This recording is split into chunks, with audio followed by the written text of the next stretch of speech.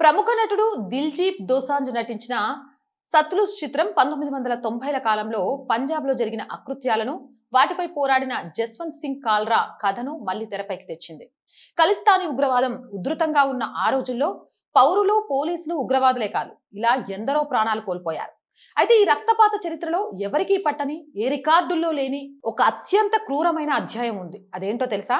నాటి ఉగ్రవాదుల తుపాకులకు, విషపు గూలికలకు బలైన పంజాబ్లోని అమాయక మూగ జీవాల ఊచకోత. మొరిగితే చంపేయడమే ఉగ్రవాదుల వింతరు.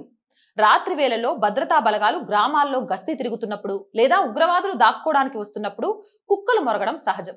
అయితే ఈ మూగ జీవాలను భద్రతా బలగాల రహస్య ఇన్ఫార్మల్ గా ఖలిస్తానీలు భావించారు.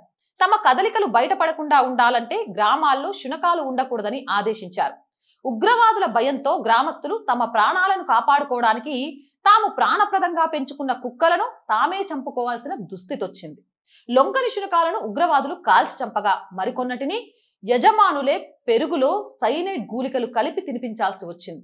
ప్రసిద్ధ పంజాబీ రచయిత వర్యామ్ సింగ్ సంధు రాసిన చౌతీ కుట్ అనే కథలో ఈ భయానక వాతావరణాన్ని కళ్లకు కట్టారు. దీని ఆధారంగా 2015లో వచ్చిన సినిమా అంతర్జాతీయంగా ప్రశంసలు పొందింది. ఇక గ్రౌండ్ రిపోర్ట్ నిజాలు నాటి పంజాబ్ భయానక పరిస్థితులపై ప్రముఖ senior journalist Shekhar Gupta 1991 June 15 నాటి ఇండియా టుడేలో ఒక ప్రత్యేక కథనాన్ని రాశారు. అక్కడ రాత్రి అయిందంటేనే భయం పడగ విప్పుతుంది. ఉగ్రవాదుల ఆదేశాల ప్రకారం టీవీలు, రేడియోలు బంద్ అవుతాయి. సంగీతం వినడం నేరంగా మారుతుంది. వీధుల్లో కుక్కలు కూడా అస్సలు మొరగవు. కొన్నిటిని కాల్ చేశారు, మరికొన్నిటికి విషమిచ్చారు. చాలా వరకు వాటి యజమానులే ఈ పని చేశారు. కుక్క మొరిగితే నిన్ను కూడా కాల్ చేస్తామని ఉగ్రవాదులు హెచ్చరించడంతో జనం తుపాకీ చట్టానికి లొంగిపోయారు అని ఆయన ఆనాడే పేర్కొన్నారు. తాలిబాన్ తరహాలో ఆంక్షలుండేవి. నిశ్శబ్దమైన పంజాబ్ అంటేనే పండుగలు, భాంగ్రా నృత్యాలు, సందడి. కానీ 1987లో Khalistan commando force chief general Labh Singh సామాజిక సంస్కరణల పేరిట తుపాకీ నీడలో ప్రజల జీవన శైలిని మార్చేశారు. పెళ్లిళ్లలో డోలు కొట్టడం, పెద్ద శబ్దాలతో పాటలు పెట్టడం పూర్తిగా నిషేధించారు. ఈ ఆంక్షలను ధిక్కరించినందుకు 1988లో అత్యంత ప్రజాదరణ పొందిన జానపద గాయకుడు అమర్ సింగ్ చకీలా, ఆయన భార్య అమర్ జ్యోతులను పగటిపూటే కాల్చి చంపారు.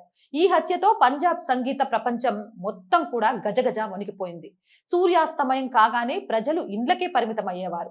జాతీయ గీతం పాడటంపై కూడా నిషేధం విధించిన ఆ రోజులు ఆఫ్ఘనిస్తాన్లో తాలిబాన్ల ఆంక్షలను గుర్తుకు తెస్తాయి. నేడు మానవ హక్కుల గురించి మాట్లాడే ఎందరో నాటి బాధితుల జాబితాలు సిద్ధం చేస్తున్న మానవ క్రూరత్వానికి బలైన ఆ అమాయక మూగజీవాల నిశ్శబ్ద మరణాల గురించి మాట్లాడేవారే కరువయ్యారు. జై హింద్, జై భారత్. అండ్ మోర్ వీడియోస్ కోసం our group of channels, our voice, our political, our Samskriti channel ని వెంటనే సబ్స్క్రైబ్ చేయండి. కంటెంట్ బాగుందనిపిస్తే లైక్ చేయండి, షేర్ చేయండి. ఇంకా ఎలాంటి కంటెంట్ చేయాలి అనేది కామెంట్ రూపంలో తెలియచేయండి. ఆర్థికంగా ఆర్ వాయిస్ కి చేయుతగా నిలవండి. మీరు చేసే సహాయం ఈ రోజు ఆర్ వాయిస్ కి చాలా చాలా అవసరం. సపోర్ట్ చేస్తారని ఆశిస్తున్నాను. ఆర్ వాయిస్ కి సపోర్ట్ చేయాలి అనుకుంటే సబ్స్క్రిప్షన్ పక్కనే జాయిన్ అనే బటన్ ఉంది. 1 to 5 లెవెల్స్ ఉన్న ఏదో ఒక లెవెల్లో సపోర్ట్ చేయండి. లేదా స్క్రీన్ మీద గూగుల్ పే, ఫోన్ పే తో పాటు అకౌంట్ డీటెయిల్స్ ఉన్నాయి. మీకు తోచిన సహాయాన్ని అందించవచ్చు.